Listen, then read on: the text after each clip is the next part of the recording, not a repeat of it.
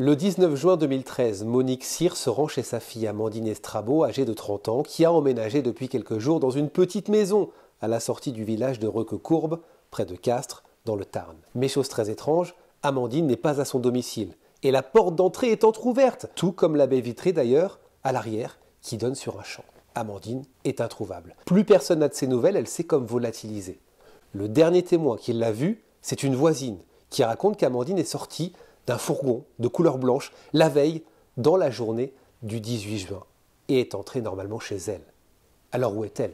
À qui appartient et surtout qui conduisait ce fameux fourgon blanc? Je vous propose de revenir aujourd'hui sur l'une des affaires criminelles peut-être les plus mystérieuses de ces 10 dernières années.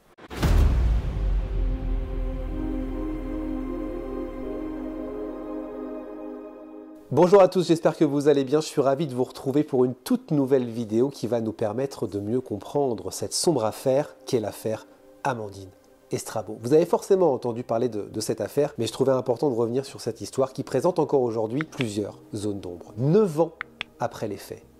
Pas d'ADN, pas de corps, mais des témoignages et un accusé. Un accusé qui a fait d'étranges révélations, mais qui clame toujours aujourd'hui son innocence. Et on ne pouvait pas aborder cette affaire sans émettre un parallèle. Alors pas un lien, mais un parallèle avec une autre disparition, beaucoup plus récente, celle de Delphine Jubilard. Vous savez, cette jeune infirmière disparue dans la nuit du 15 au 16 décembre 2020, près d'Albi, dans le Tarn, à 30 km à vol d'oiseau de là où vivait Amandine Estrabo. Alors deux affaires distancées dans le temps, vous le voyez, mais qui présentent plusieurs similitudes dans les faits.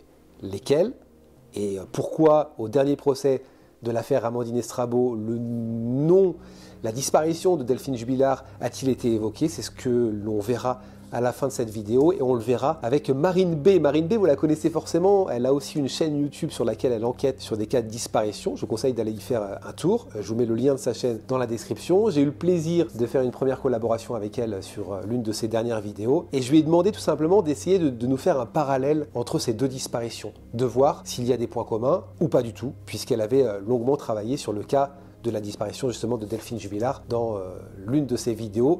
Donc restez bien avec nous jusqu'à la fin de cette vidéo. Amandine Estrabo a 30 ans au moment des faits en 2013. Elle mesure 1m65 et pèse 45 kg. Ses cheveux sont bruns et elle a les cheveux longs comme vous le voyez sur la photo. Elle est décrite par ses proches comme étant une jeune femme très sociable, elle est souriante, elle est gentille, elle aimait sortir, découvrir, voyager et elle aimait tout ce qui touchait à la décoration. Elle avait cette passion commune avec sa maman pour les vides-greniers. Dès qu'il y avait un vide-grenier dans la région et qu'elles avaient le temps, eh bien elles allaient le faire. Une partie de sa famille vit à Requecourbe, un village d'environ 2000 habitants, situé à 10 km de Castres. C'est ici qu'elle a grandi. Ses parents sont Pierre Estrabo et Monique Cyr et elle a un frère qui s'appelle Rémi et côté professionnel, elle travaille depuis 2 ans comme assistante de direction dans un lycée professionnel, le lycée Anne Vaught à Castres. Une semaine avant sa disparition, Amandine s'était installée dans une maison à la sortie de Requecourbe, dans un lieu-dit à l'écart de la commune appelé Cantegaline. Cette maison étant séparée depuis peu de son compagnon, elle a décidé de la mettre en vente sur plusieurs sites internet. Elle n'y a jamais vécu dans cette maison, elle s'y est installée de façon provisoire parce que c'était plus pratique pour finir 2-3 travaux de décoration et faire les visites en rentrant du boulot. C'était une situation en tout cas de quelques semaines, c'était provisoire. Le week-end avant sa disparition, on sait qu'Amandine a passé du temps, beaucoup de temps avec Monique, sa maman. Elles ont toutes les deux aménagé quelque peu la maison, elles ont discuté, elles ont passé du temps ensemble, elles ont même fait un vide-grenier le dimanche 16 juin. Le lundi 17 juin, après le week-end, Amandine retourne évidemment travailler au lycée Anne Vaught, mais le soir, et c'est le cas une fois par semaine, elle reste à l'internat. Elle va y passer la nuit parce qu'elle surveille les élèves qui y sont, ça fait partie de ses missions. Et une fois les jeunes couchés, elle va appeler sa maman, elle s'appelle régulièrement, quasiment tous les jours, pour lui raconter sa journée. La discussion entre les deux femmes va durer environ 10-15 minutes et avant de raccrocher et de se coucher, Amandine va dire à sa maman, écoute, on s'appelle demain soir, après ton boulot et une fois que je suis rentré. Le lendemain, donc le mardi 18 juin, Monique finit son travail à 21h et comme prévu, appelle Amandine. Mais Amandine ne répond pas. Elle essaiera plusieurs fois avec cette petite inquiétude parce que Amandine a tendance à être très souvent avec son téléphone portable. C'est très rare qu'elle ne réponde pas, qu'elle ne donne aucune nouvelle de la journée en tout cas. Donc Monique va être un petit peu inquiète. Elle va hésiter à se rendre chez elle après plusieurs appels, mais elle se dit que possiblement Amandine s'est endormie, que ça ne sert à rien d'insister, elle l'appellera demain. Le lendemain, donc le mercredi 19 juin, À son réveil, Monique appelle Amandine. Et encore une fois, Amandine ne répond pas. Alors Monique va appeler le lycée d'Amandine. Et on lui dit qu'Amandine n'est toujours pas arrivée. Et là c'est très étrange parce qu'Amandine a horreur d'être en retard. Ni une ni deux, Monique prend sa voiture, elle file direction le lieu-dit Cantegaline, et arrivée sur place, la porte d'entrée de la maison d'Amandine est ouverte, tout comme la baie vitrée à l'arrière. Cette baie vitrée donne sur un champ. Monique inspecte les pièces de la maison, elle appelle sa fille, elle appelle Amandine, mais aucune trace de la jeune femme. Et toutes les affaires d'Amandine sont là. Ses vêtements, ses papiers, son chéquier, sa carte bancaire, un petit peu d'argent liquide. Il y a même dans le salon, et ça c'est encore plus étrange, son blouson qu'elle avait l'habitude de porter, elle le portait quasiment tous les jours, et dans une poche de son blouson, son téléphone portable, son briquet et ses cigarettes. Aucun placard n'est ouvert, rien n'a été renversé, rien n'est cassé, et là c'est l'angoisse pour Monique qui décide ni une ni deux de prévenir la gendarmerie, et la gendarmerie va arriver sur place. Une fois arrivés sur place, les gendarmes vont être rapidement intrigués par les herbes qui se situent à l'arrière de la maison. Alors pour que vous compreniez bien, en fait la maison d'Amandine est entourée d'herbes hautes, et à l'arrière donc il y a cette large zone d'herbe qui est couchée, qui est aplatie, comme si on y avait tiré quelqu'un ou comme si quelqu'un s'y était posé. Et sur cet espace, les gendarmes vont retrouver une paire de ballerines qui appartient à Amandine et une paire de boucles d'oreilles dont les attaches sont déformées comme si elles avaient été arrachées. Les relevés d'empreintes dans la maison ne donneront absolument rien et aucune trace de sang, et ça c'est important, n'est retrouvée. On retrouvera aussi, ça peut être important, en tout cas ça a été signalé au moment de l'enquête, un verre sur le bar de la cuisine. Et ce verre, il a été acheté avec 5 autres verres lors du vide-grenier qu'Amandine, souvenez-vous, avait fait avec sa maman le week-end précédent sa disparition. Et dans la boîte, quand les gendarmes regardent, il n'y a que 4 verres. Les 4 verres donc de la boîte, plus ce verre qu'on a retrouvé sur le bar, ça fait 5. Où est le 6e?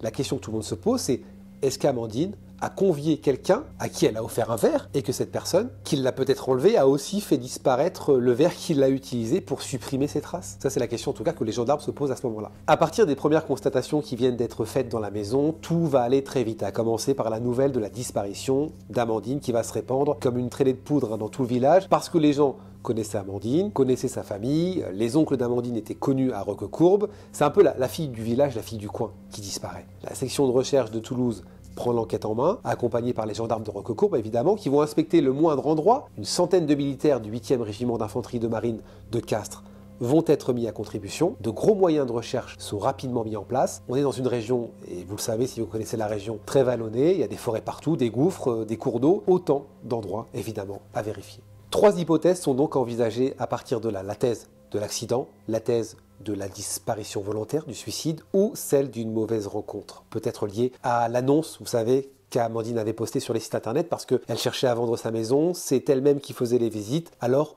on va explorer ces pistes. Les gendarmes écartent la piste de la disparition volontaire, ils ont retrouvé ses effets personnels, ses moyens de paiement, ils ne retrouvent aucune trace de l'organisation de ce départ en amont, notamment sur son compte bancaire, il n'y a pas de mouvement, ça colle pas. Et en plus de ça, Amandine entretenait une relation très fusionnelle, vous le voyez, avec sa maman. Elle ne serait pas partie sans lui laisser au moins un mot.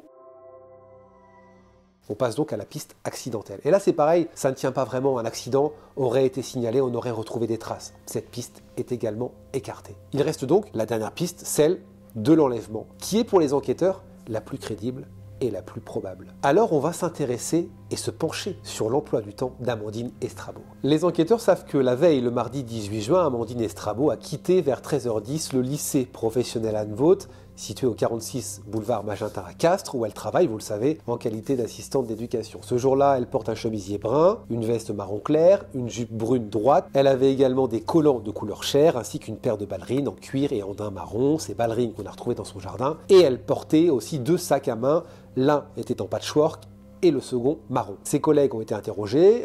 Ce jour-là, ils n'ont rien trouvé d'anormal dans son comportement. Elle semblait égale à elle-même, c'est ce qu'ils disent, souriante et épanouie. À 13h10, donc, Amandine part du lycée. Elle quitte le lycée à pied. Alors pourquoi à pied? Parce qu'elle venait tout juste d'obtenir son permis de conduire. Ça aussi, c'était une nouveauté dans sa vie et elle n'avait pas encore de voiture. Et c'est ce déplacement d'ailleurs qui va intriguer les enquêteurs. Comment Amandine a-t-elle rejoint sa maison? Est-ce qu'elle a rejoint sa maison en bus ou en stop, sachant que ce n'était pas non plus tout près du lycée?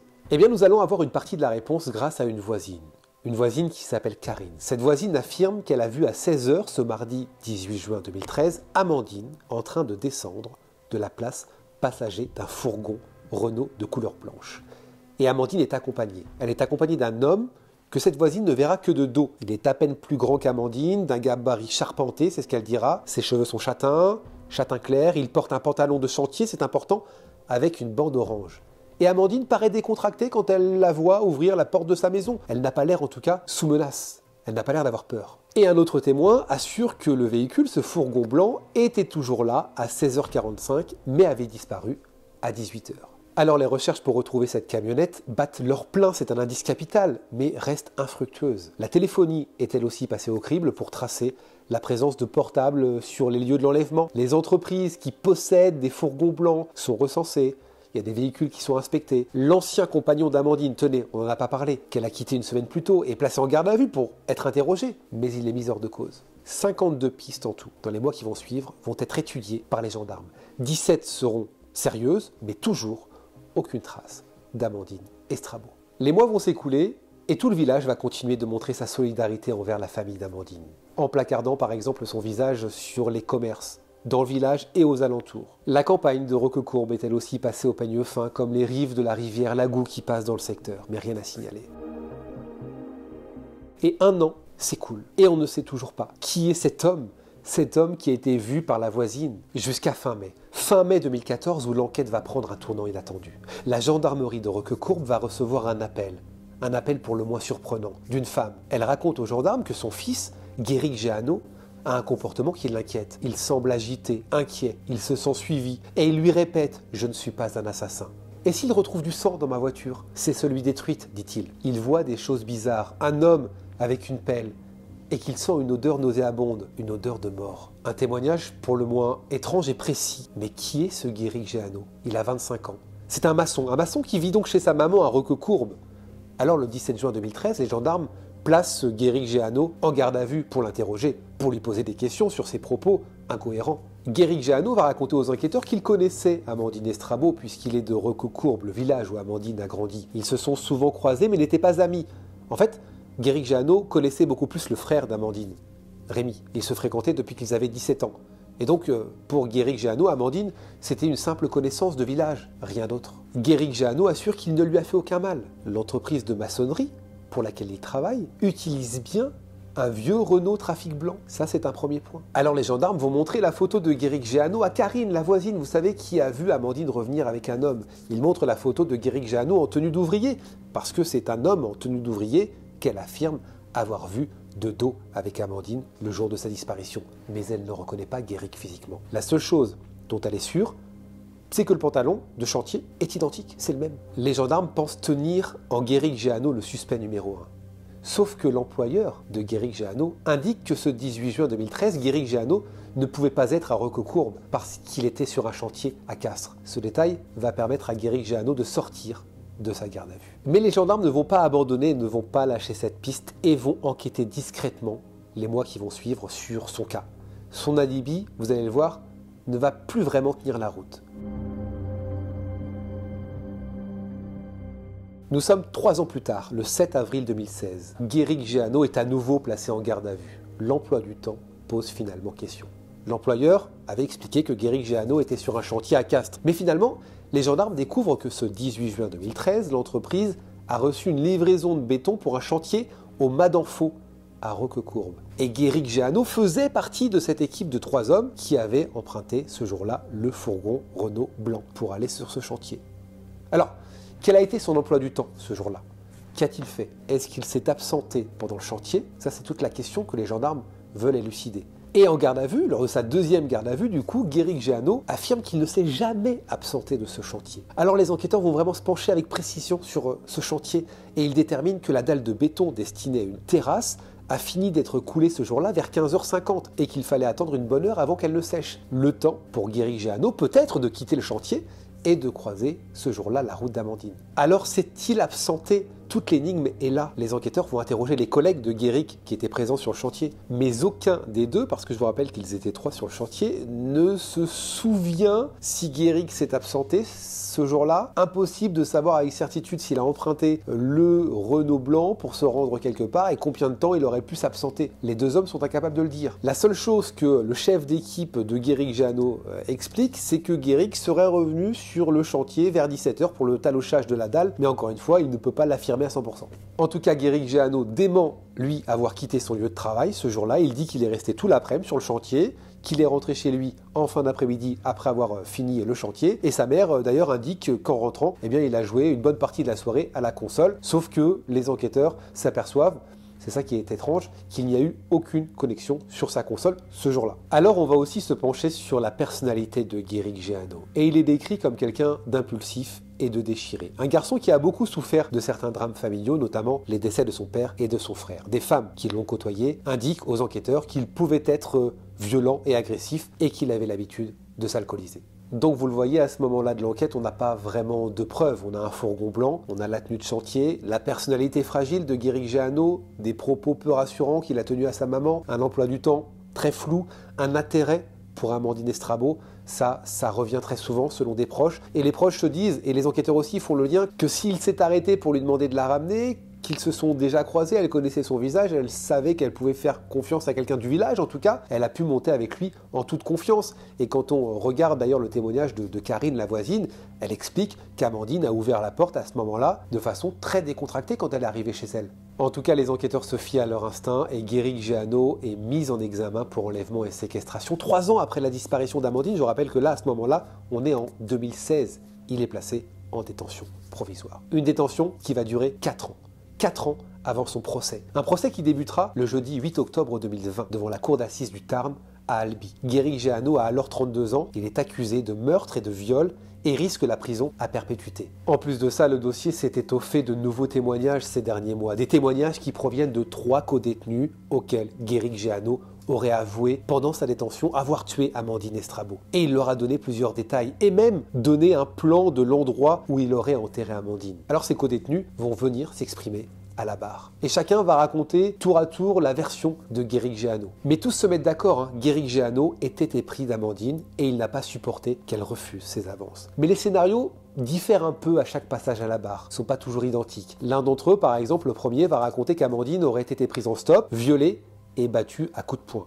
L'autre dira que c'est à coups de pelle que Guéric Jeannot aurait tué Amandine. Et puis le dernier lui parlera de coups de pince de chantier assénés derrière la tête d'Amandine après qu'elle ait refusé ses avances. Mais c'est le seul, par contre, le dernier témoignage, à mentionner certains éléments, comme quoi Guéric Jeannot aurait gardé les bijoux d'Amandine quelques jours après l'avoir tuée, avant de les jeter dans la rivière. Il aurait également brûlé ses vêtements, ainsi qu'une planche en bois tachée de sang. Ça, ce sont des détails apportés par le dernier codétenu. Mais rien n'a été vérifié, n'a été trouvé, en tout cas dans ce sens. Alors quand on pose la question à Guéric Jeannot sur ses aveux faits à ses codétenus, Guéric Jeannot explique qu'il a tout inventé. Il a tout inventé pour qu'on le laisse tranquille, tout simplement. Il en avait marre des questions et de la pression exercée par ses codétenus sur cette affaire. Il dit que les gendarmes lui ont mis aussi la pression. Il affirme haut et fort que ce jour-là, le jour de la disparition, il n'a pas quitté le chantier. Et que si il quittait le chantier, eh bien, ils le quittaient tous, ce chantier. Lui et ses collègues ce jour-là. Et puis la mère de Guéric Jeannot, souvenez-vous, Irma, qui avait mis la puce à l'oreille des gendarmes, qui avait appelé les gendarmes pour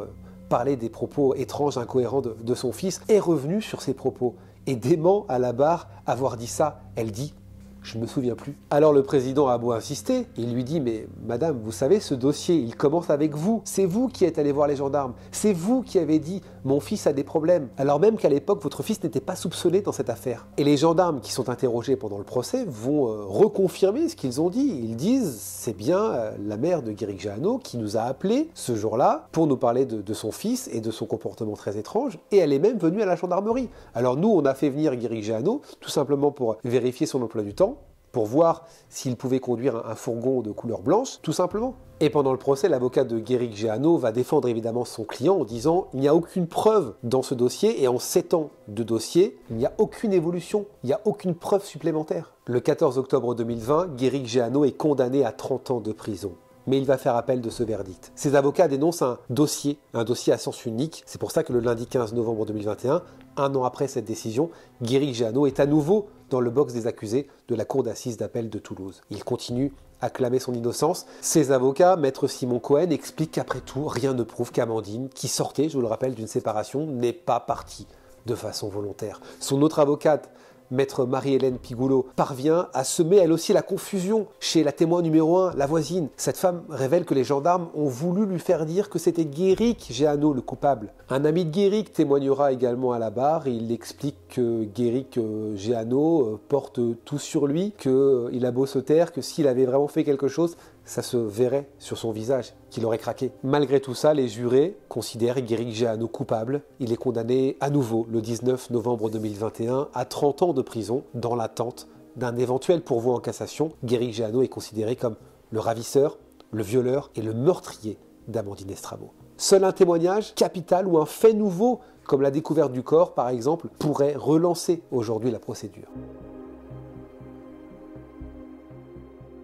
Petit retour en arrière avant le deuxième procès, avant ce verdict qu'on vient d'avoir. L'un des avocats de l'accusé, maître Simon Cohen, on en a parlé il y a quelques instants, avait évoqué, sans la nommer, une affaire voisine et au contour très ressemblant, l'affaire Delphine Jubilard. Il notait en fait des similitudes entre ces deux affaires, disparition, absence de corps, proximité des lieux, et pour lui cette piste méritait de retenir l'attention et de ne pas exclure une hypothèse, celle d'un tueur qui évoluerait dans la région, comme nous le raconte Marine B.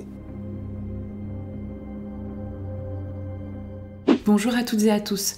Il y a entre l'affaire de la disparition d'Amandine Estrabo et l'affaire de la disparition de Delphine Jubilard une comparaison et une théorie qui a été énoncée entre autres par la défense de Guéric Jeannot. En effet, plusieurs similitudes ont été soulevées entre les deux affaires et soutiendraient la théorie notamment d'un tueur-rôdeur en série qui opérerait dans la région. Alors tout d'abord au niveau des similitudes, on va parler des similitudes physiques. Il s'agit de deux jeunes femmes d'une trentaine d'années, donc 30 ans pour Amandine au moment de sa disparition et 33 ans pour Delphine au moment de sa disparition également. En plus de ça, donc on peut parler de deux jolies femmes qui sont brunes et qui font presque la même taille. Pour une c'est 1m68, pour l'autre c'est 1m70 environ. Hormis leur physique qui est quand même assez ressemblant et caractéristique, il y a également le lieu de la disparition qui corrobore cette théorie. En effet, Amandine disparaît au niveau du hameau Kangaline qui est situé à la sortie du village de Roquecourbe. C'est à une cinquantaine de kilomètres environ de Cagnac-les-Mines, lieu de la disparition de Delphine,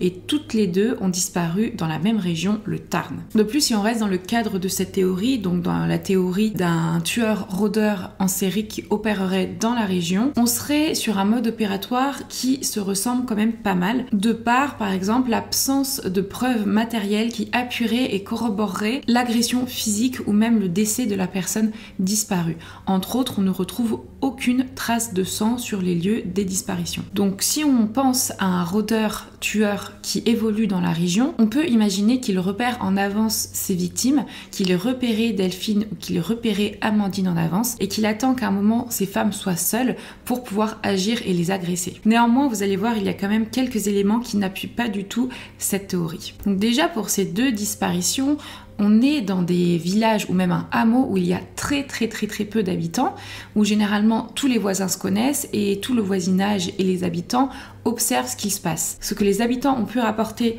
dans ces deux villages, c'est qu'il y a très peu de rôdeurs. D'ailleurs, il y a très peu de personnes inconnues qui se baladent sans qu'elles se fassent remarquer, et un ou plusieurs rôdeurs auraient déjà été repérés par le voisinage. Par contre, pour Delphine, je trouve que cette hypothèse, elle est un peu plus plausible, notamment du fait que la disparition de Delphine s'est faite pendant la nuit du 15 au 16 décembre 2020. Il y a eu des témoignages dans le cadre de la disparition de Delphine de deux personnes différentes qui ont vu en l'intervalle de 30 minutes soit un véhicule suspect ou soit un homme qui sortait de la forêt et qui s'est mis à courir rapidement vers sa voiture. Puis il y a quand même une sacrée différence entre les deux affaires. Je pense que vous le savez pour l'affaire Delphine Jubilard. Il y a quand même des doutes qui pèsent sur le mari de Delphine et tout le contexte marital autour de cette disparition. Là, dans le cadre de la disparition d'Amandine, on parle d'une femme qui habite seule, qui n'est pas mariée. De plus, on a une sacrée différence sur les différents éléments retrouvés dans le dossier d'Amandine. Notamment, on va parler de cette baie vitrée ouverte, des herbes dans le fond de son jardin qui sont couchées, la paire de ballerines d'Amandine et aussi les boucles d'oreilles qui ont l'air d'être tordues comme si elles avaient été arrachées lors d'une bagarre. Et l'élément le plus important est évidemment la voisine qui repère une dernière fois Amandine dans un véhicule, qui sort de ce véhicule, qui se penche pour chercher ses clés dans son sac et qui voit cet homme également sortir de la voiture qui était côté conducteur et aller à l'intérieur de la maison avec Amandine.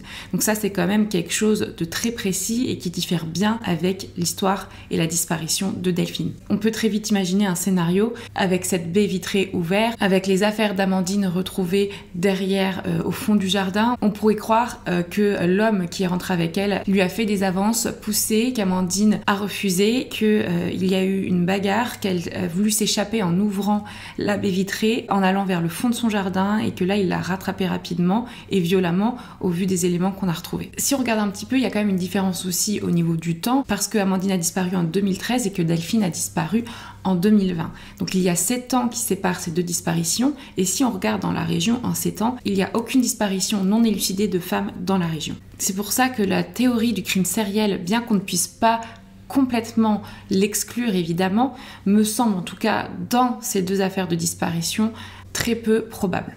Merci beaucoup Marine, effectivement c'était important de mettre en parallèle ces deux affaires qui sont, vous le voyez, très proches par la distance, on est dans la même région, très proches aussi par les faits. On a deux femmes qui ont totalement disparu et qui aujourd'hui, à l'heure à laquelle où j'enregistre la vidéo, n'ont toujours pas été retrouvées. On a d'un côté peu d'indices, peu de preuves, pas d'ADN, pas de traces de sang, et de l'autre côté, dans l'affaire Delphine Jubillard, eh bien pareil, on a finalement très peu d'éléments concrets à se mettre sous la dent, et donc hypothèse qui n'a pas été retenue ni par les enquêteurs, ni par les deux cours d'assises, et le 19 novembre 2021 dernier, la condamnation en appel est conforme aux réquisitions de l'avocat général qui avait argué du principe d'intime conviction qui permet aux jurés de condamner sur la base d'un faisceau d'indices. Maître Cohen, l'avocat de Guéric Jeannot, avait demandé à ces mêmes jurés de dire non parce qu'il n'y a pas de preuves. C'est vrai que dans cette affaire, il n'y a pas d'ADN, encore une fois, il n'y a pas de sang, il n'y a pas de corps.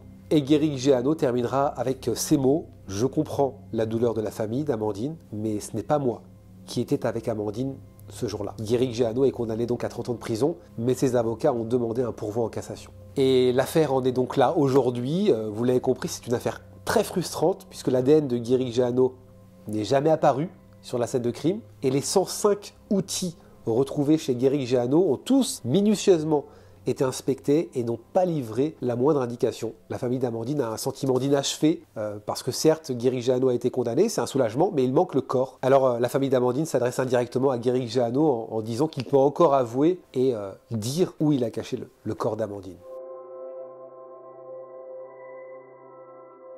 Voilà, c'est la fin de cette histoire. Merci d'être resté jusqu'au bout. Je voudrais remercier aussi Marine B qui a répondu favorablement, rapidement d'ailleurs, à mon appel quand je lui ai demandé de me faire un parallèle entre la disparition de Delphine Jubillard, parce qu'elle en avait parlé dans sa chaîne. D'ailleurs, je vous conseille d'aller faire un tour sur cette vidéo qui est très complète sur la disparition de Delphine Jubillard et la disparition d'Amandine Estrabot. Ce parallèle qui avait été fait par l'avocat de Guéric Jeannot, je vous en ai parlé il y a quelques instants, c'était important en tout cas de faire le parallèle et de voir s'il y avait des liens ou pas du tout. On a compris qu'il n'y avait pas de lien dans ces deux histoires. Donc merci à vous d'être là, merci d'être de plus en plus nombreux. On approche tranquillement les 20 000 abonnés.